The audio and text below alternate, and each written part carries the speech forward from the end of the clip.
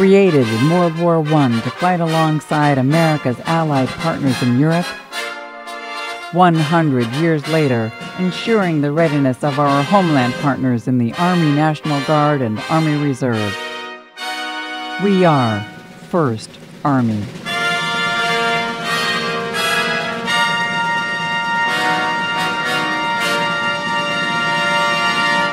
Over there.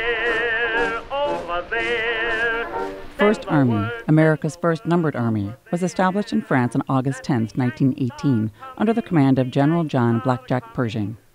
Only a few months later, thanks to the valiant fighting efforts of hundreds of thousands of American soldiers and their French and English partners, the war was over. In France, 1st Army left a legacy of victory in 2 major operations: the reduction of the Saint-Mihiel salient east of Verdun, and the Great Meuse-Argonne offensive west of Verdun. With the Great War at an end, 1st Army was deactivated in 1919. When the unit was reactivated in 1933 at Fort Jay, New York, 1st Army had a new mission, which is the same mission we have today, supporting the training and readiness of the Army National Guard and Army Reserve.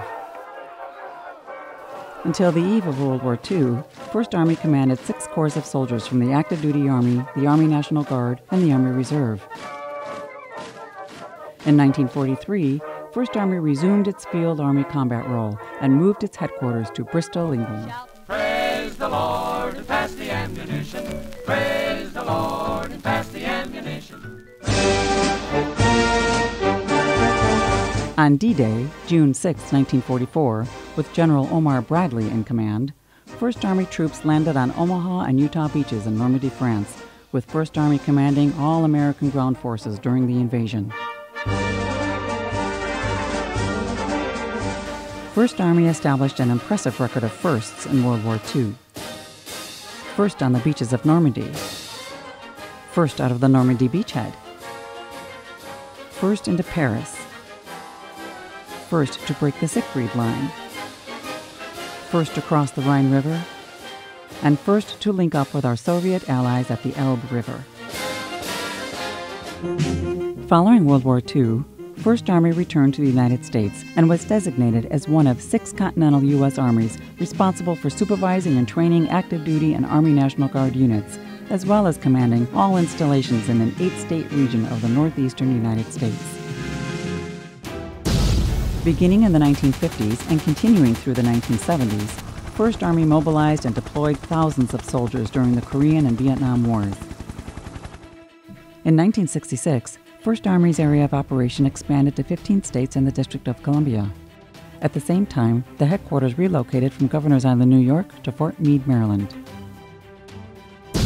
In 1973, 1st Army transitioned from primarily supporting the active duty Army to improving the training and readiness of the reserve components, as it had between World War I and World War II, and as we do today. In 1990, 1st Army trained, mobilized, and deployed more than 41,000 Army National Guard and Army Reserve soldiers for Operation Desert Shield and Desert Storm. In 1991, 1st Army's area of responsibility expanded to cover the 20 northeastern, mid-Atlantic, and upper Midwestern states and the District of Columbia, making 1st Army the largest of the Continental Armies in terms of personnel. In 1995, 1st Army's area increased again to include all reserve component units east of the Mississippi River, the U.S. Virgin Islands, and Puerto Rico. At the same time, 1st Army headquarters moved to Fort Gillem, Georgia. Along with the Reserve Component Training Support mission, for many years 1st Army also executed a Defense Supportive Civil Authorities mission. This meant that 1st Army planned for and provided personnel for Department of Defense support to domestic disasters ranging from hurricanes to floods to fires to terrorist attacks. After the terrorist attacks of 9/11, 1st Army Defense coordinators provided DoD support during relief efforts. In 2005, 1st Army answered the call to partner with our fellow Americans in time of need by supporting recovery efforts along the Gulf Coast following Hurricane Katrina. We are working hard with the state and federal agencies. 1st Army's commanding general, Lieutenant General Russell Honore, was selected to lead Joint Task Force Katrina, the joint operation between the Department of Defense and Federal Emergency Management Agency, to provide relief and security for citizens and property in areas ravaged by the storm. In 2006, 1st Army's mission expanded to include responsibility for training, support, and mobilization of all Army National Guard and Army Reserve units throughout the entire continental United States.